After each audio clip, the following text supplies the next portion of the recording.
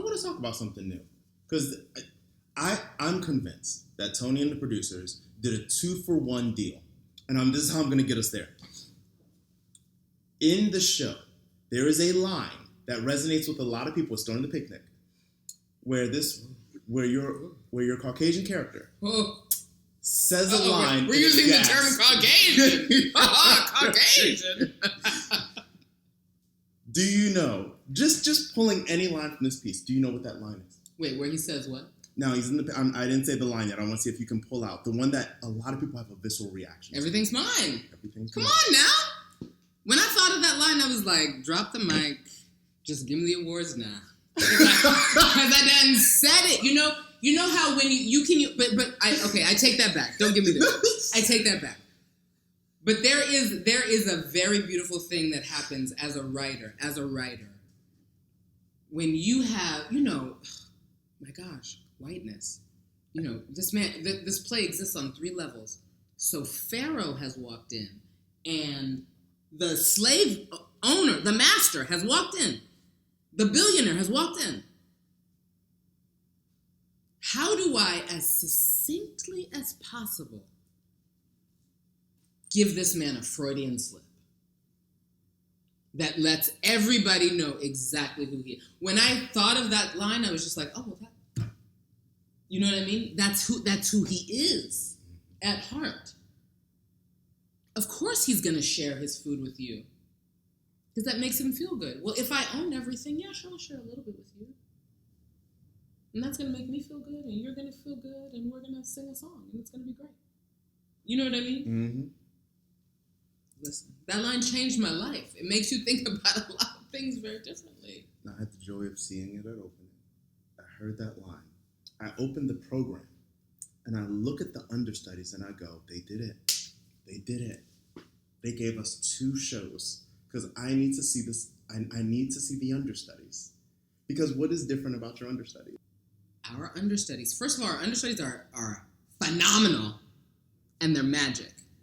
And I believe it's the first time in history, our Caucasian understudy for the role of Mr. and Ossifer is a woman named Andrea Siglowski.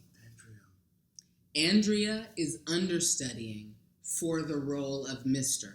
And her note is to play that role. She plays the role. She is the she is the man she is the son her father wanted, and the son her mother raised her to be. So we don't change pronouns or anything, but she walks into that role believing that she is a man. And when she plays it, it's a different play. The picnic scene with a woman who thinks she's a man. Who owns everything.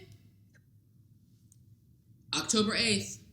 The only time we're going to be able to put it up because Gabe Ebert doesn't miss a performance. That's the thing. When you hire good actors, they don't miss. And then you're like, wait, we just want you to miss once so we can see Andrea, but he doesn't miss. He doesn't. And Tony Award winner. He already has a Tony. He doesn't even need another one. Though I think he should get another one. The thing is, don't you have to? He did what needed to be done, and still was like, I'm going to show up.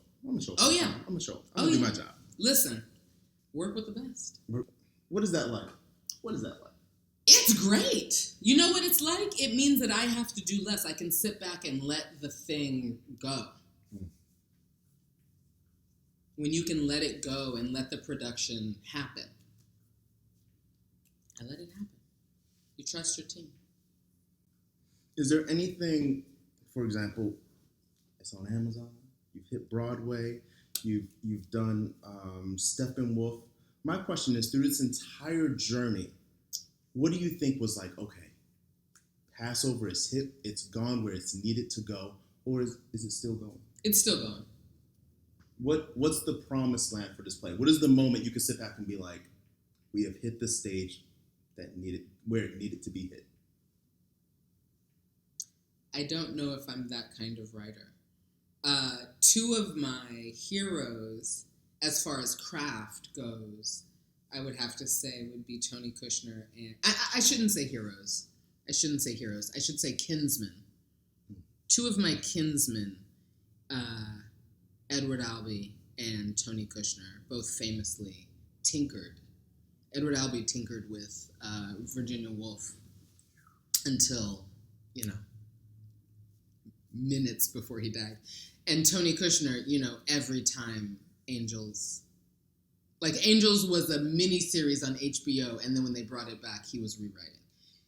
Because it's such an immense work, and it took him a decade to make, that he's going to be thinking about that play and his relationship with that play probably for the rest of his life. And I feel that way about Passover because too much of my growing up as an artist happened on that play.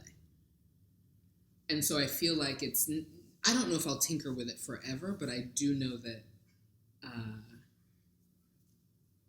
it's not done yet. It's not done yet? So let's talk about that. No. Things that are not done. Broadway, because Broadway is back. It has come back.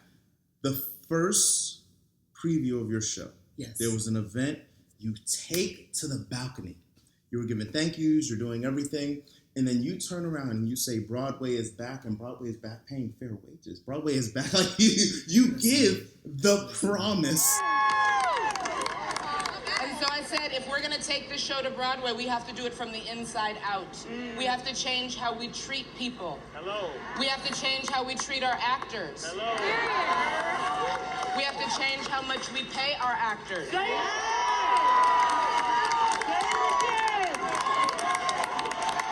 And I go, my God, how aware. Like, I'm looking at that speech and I go, you better speak to these people ready to throw it in a circle and celebrate this piece. So in that moment, Broadway being back, what does Broadway look like to you now? As opposed to what it used to look like? And where can it be? That's really interesting. I don't even know if I'm qualified to answer that question because I was not a part of the Broadway community before. I've been an off-Broadway playwright since 2018. I was produced off-Broadway for the first time in 2018. Mm-hmm. Before that, I've had a lot of developmental work. I've been produced off-Broadway a lot. So the Broadway community, I only know about it through word of mouth.